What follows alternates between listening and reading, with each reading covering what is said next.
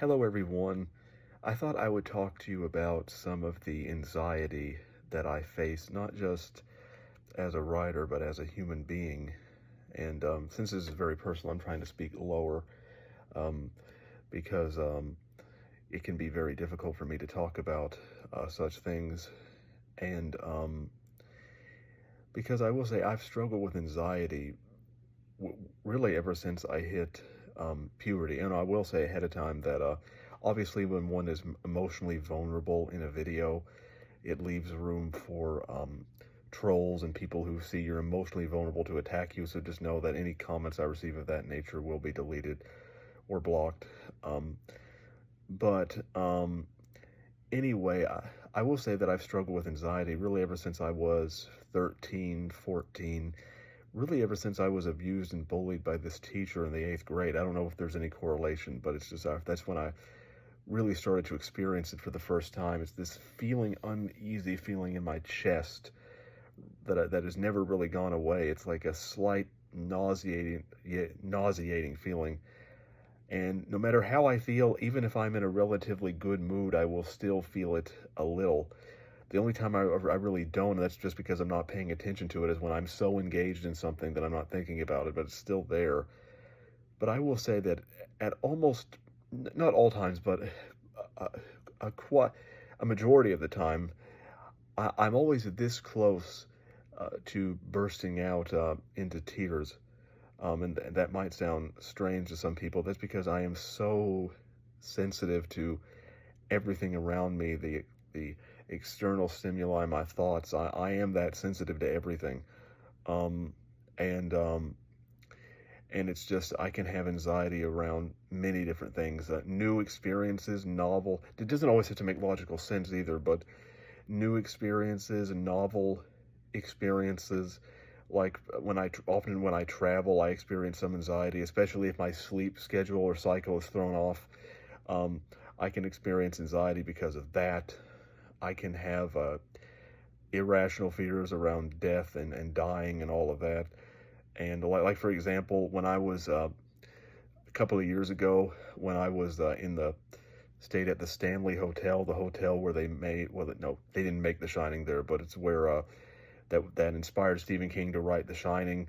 Um, I was like feeling sick to my stomach because of anxiety, and I spent like half the time in the bathroom. Of course, some of that may have been food poisoning as well. I ate a burger that was not, I don't think was very well cooked in Jackson Hole before that, but some of the anxiety definitely contributed. But there are many times where vacations places where I've spent a lot of time in bathrooms dealing with nausea and anxiety and many other things, and it's just been um, it's consumed my life. I mean, I wouldn't say that it's gotten to the point where I'm just not functional, but it is something that I've struggled with a lot. Um, I often struggle again with the fear of death and dying. For example, recently I learned that my blood pressure was in the 130s, which is elevated blood pressure. It's not quite high, but it's getting there. And some of that is because I've gained some weight over the holidays that I need to lose. But some of that is also because whenever you take my blood pressure, my pulse rate is always really up there. Is always very high, which obviously drives the blood pressure up. It's like boom, boom. I think the last time I checked, it was 96, but whereas my father's was 59 when he took it. But it's I have a high pulse rate, and then sometimes I worry, oh, am I going to have a heart attack? And I have paranoia around death and dying all the time. A few years ago, I was so paranoid that I had a brain tumor that I got a CAT scan just to see that make sure I didn't have one. Um, but um, but anyway, or also there are social situations where I'll talk to people, and I'll think to myself, they kind of gave me an odd look. Does that mean that they hate me? And I'll have feelings like that, and uh, feelings around social insecurity, and so it affects every aspect of my life. Or when it comes to my writing, I'll write something, and then I'll think, this is great. And then I'll go back a few minutes later. Is this good enough? Did I do as much? Is it as good as I can make it? Or am I fooling myself? Is it actually terrible? And so anxiety will affect me in those ways.